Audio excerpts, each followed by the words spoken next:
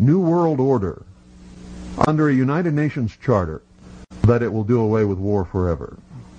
If you believe that, if you really believe that and you fall for that deception, you'll be so sorry for the rest of your lives.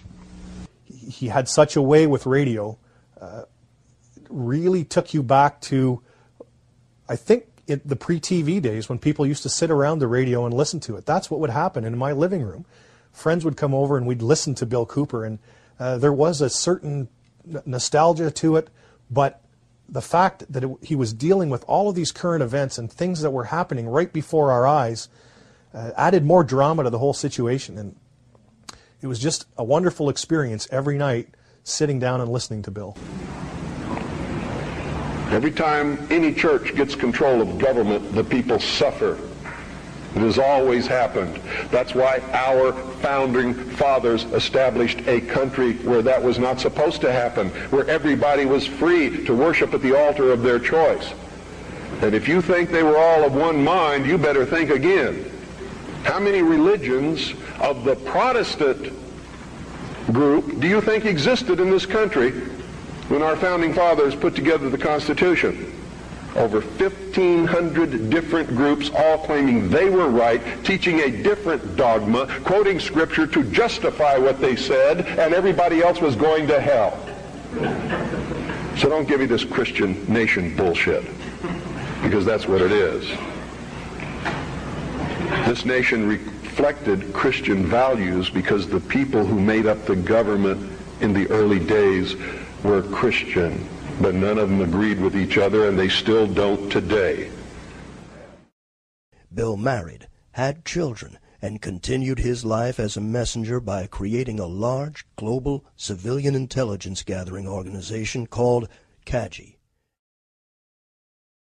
Now, CAGI stands for the Citizens Agency for Joint Intelligence, and it was Bill's research gathering arm of his whole operation. His principal idea behind CAGI was to get a whole group of like-minded researchers and individuals, patriots in the U.S. and throughout the world, really. At one point, the Citizens Agency for Joint Intelligence was the largest civilian intelligence gathering organization in the world. And the one thing about CAGI was that it wasn't a secretive society like the FBI or CIA would be. It was an intelligence gathering organization with the idea of putting this gathered intelligence out to the rest of the world. During the late 90s, Bill's outspoken disposition would find him harassed by government agents who kept watch on him in Arizona and tried desperately to keep him quiet by accusing him of federal violations, including tax evasion and bank fraud, that to this day have yet to be validated. Essentially, by June, July 98, I was moved here with Bill to conduct full-time research into the mystery schools and secret societies and the government protocols in general.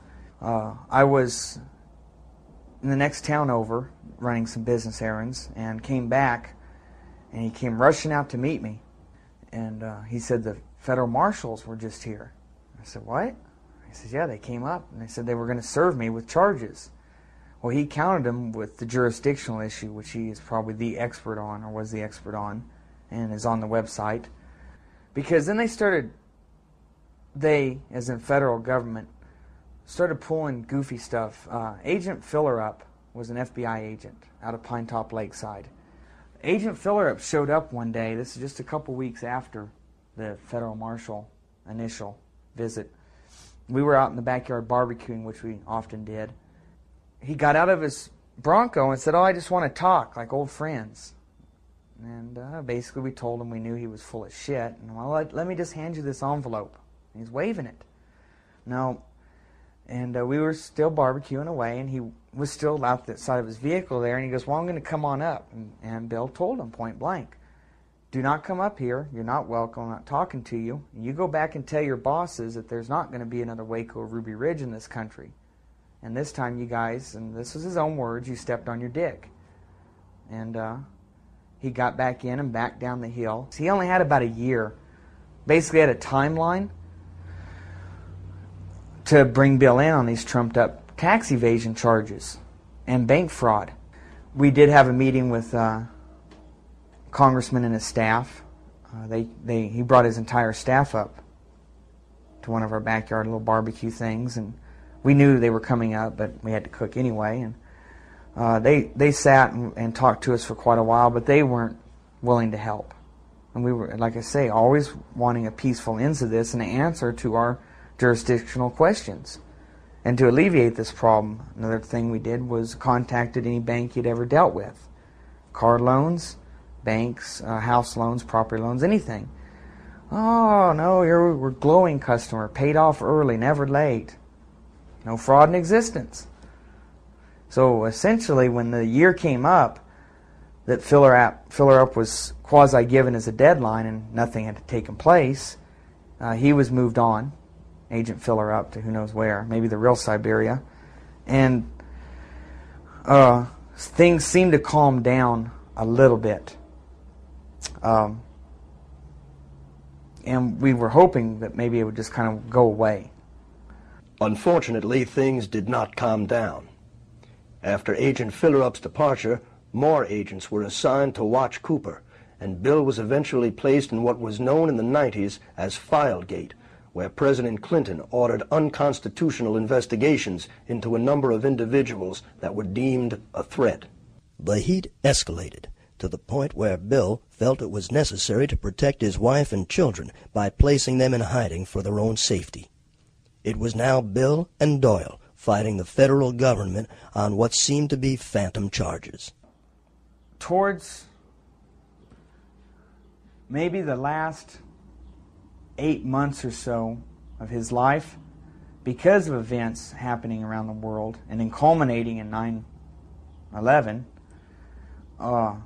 as far as world-type events, Bill really turned the heat up on the people that would see this country's demise on his broadcast and on his website. And at that point, a person could tell if they had watched the happenings and knew the facts, not just the crap that was put in a paper here and there about Bill or the situation here, and had done their research, that now it wasn't a matter of if but when for Bill's demise. In August of 2001, a local doctor by the name of Scott Hamlin had reported to local Eager police that he had been harassed while parked on Bill's Hill by a man who followed him, pulled out a gun, and threatened him in front of his wife and kids. Even though it could not be proven that it was Bill, law enforcement now had a reason for serving a warrant for his arrest. Dr. Hamlin had been going up and playing real petty little games at night and up right next to Bill's property. This particular night, he had his family up there, and they claimed they were just up there to watch the lightning storms. But the problem was Dr. Hamlin would really egg people on. He's a real weasel. And Bill had enough of it and ordered him off the whole area. Just get out of here, I'm calling the cops. Now, if Bill wanted to do harm to him, he would not call the cops, obviously. Bill told me about this the next day, and that was pretty much all that was of it. The first warrant was served on September 11th of 2001, but was postponed. It would not be until November of 2001 when the police would finally make an attempt to raid Cooper. Cooper's broadcasts at this time had already been looking into the federal government's compliance in the events of 9/11. One of the things that makes everybody wonder why Bill's life was snuffed out in 2001 was because in June of that year, Osama bin Laden, who was a relative unknown at that time, Bill had been following the news and found a lot of curiosities and went on the air predicting that there would be a major attack in the United States and that it would be blamed on Osama bin Laden, but he was literally the scapegoat that was being used, not truly behind the attacks. So that, just a few months before the events of September 11th, and then, of course, Bill's life cut short shortly thereafter. Supposedly, a CNN reporter found Osama bin Laden, took a television camera crew with him, went into Osama bin Laden's hideout, interviewed him and his top leadership